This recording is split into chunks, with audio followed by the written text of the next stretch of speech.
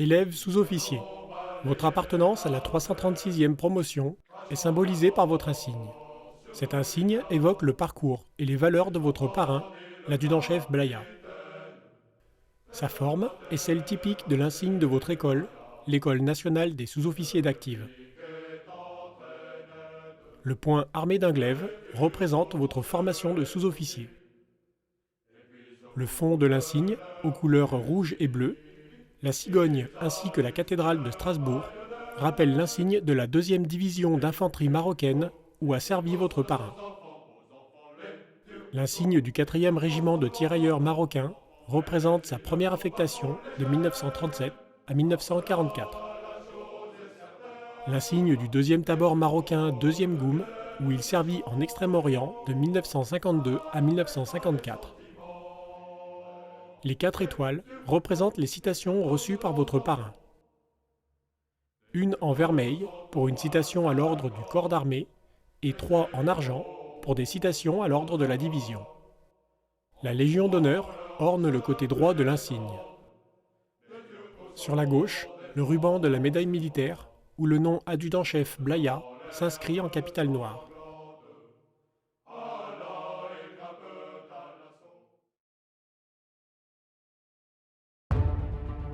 José Blaya naît le 12 février 1919 à Tremble, dans le département d'Oran.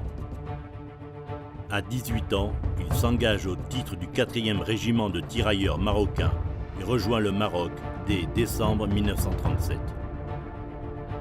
Il possède un excellent esprit d'équipe et des qualités morales qui le conduisent naturellement à être promu au grade de caporal dès le 1er juin 1939 et 6 mois plus tard au grade de caporal-chef.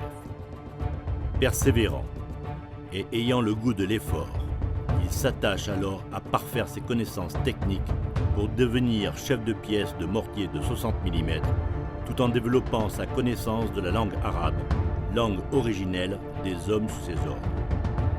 Progressant sans cesse, il est nommé sergent le 1er juillet 1941. Obtenant son brevet élémentaire d'arabe parlé dès 1942. Il réussit une qualification d'artificier et devient, quand le besoin s'en fait sentir, instructeur de mortier au profit des hommes de sa compagnie. En novembre 1942, après le débarquement des Alliés en Afrique du Nord au Maroc lors de l'opération Torche, les forces françaises se joignent aux Britanniques et américaines.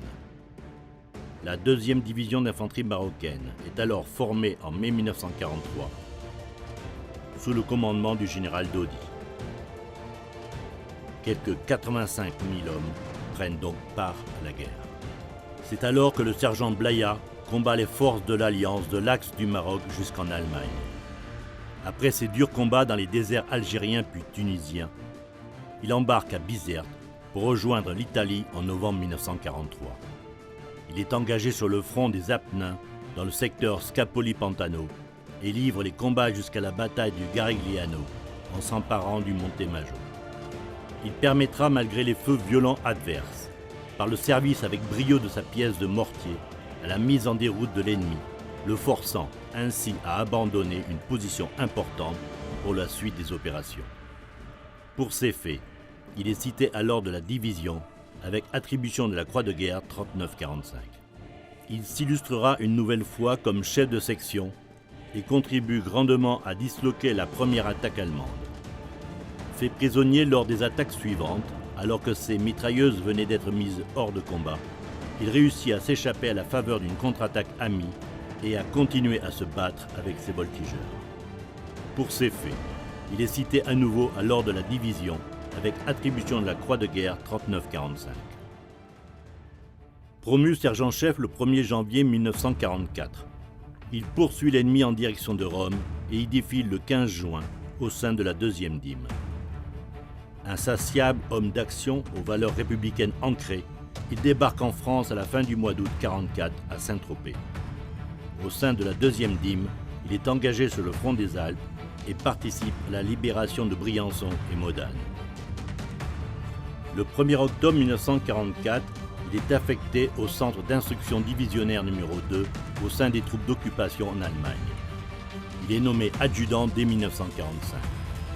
l'adjudant Blaya rejoint le 5e régiment de tirailleurs marocains sur les terres du Maroc en avril 1946, puis le 2e tabor marocain.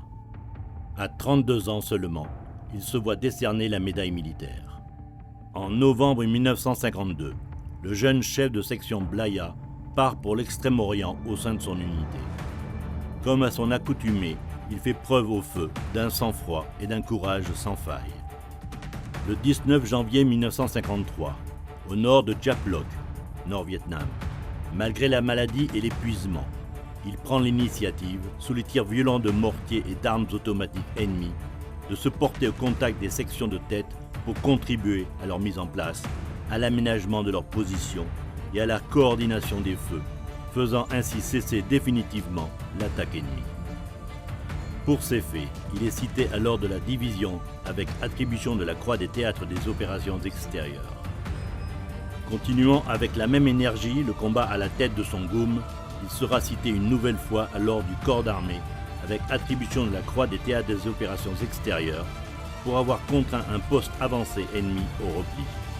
Puis, malgré la violente contre-offensive, il parvient à s'accrocher à sa position et ne l'évacue que sur ordre de son commandant de GOUM, en prenant soin d'abord d'avoir évacué tous ses blessés et tués. Le 1er janvier 1954, il est promu au grade d'adjudant-chef. En octobre 1954, il quitte l'Indochine pour rejoindre le 126e bataillon d'infanterie au détachement d'Angoulême, puis en septembre 1955, le 27e BCA d'Annecy. Il décide de faire valoir ses droits à la retraite après 18 ans de service, dont 16 années de campagne, et installe sa famille en Meurthe-et-Moselle à Saules. Le 29 décembre 1959, il est fait chevalier dans l'ordre de la Légion d'honneur. José Blaya s'éteindra à son domicile le 2 février 2005, entouré de son épouse et de ses 4 fils. Élève sous-officier de la 336e promotion. Ayez, comme votre parrain, l'adjudant-chef Blaya, l'inlassable ardeur de poursuivre le combat, tout en cultivant l'intelligence du guerrier et du chef qui lui a permis de conduire ses hommes à de nombreuses victoires. Lorsque vous rencontrerez la difficulté et la souffrance dans vos missions futures, souvenez-vous du comportement de votre parrain, commandant avec cœur et efficacité les hommes que la nation lui avait confiés.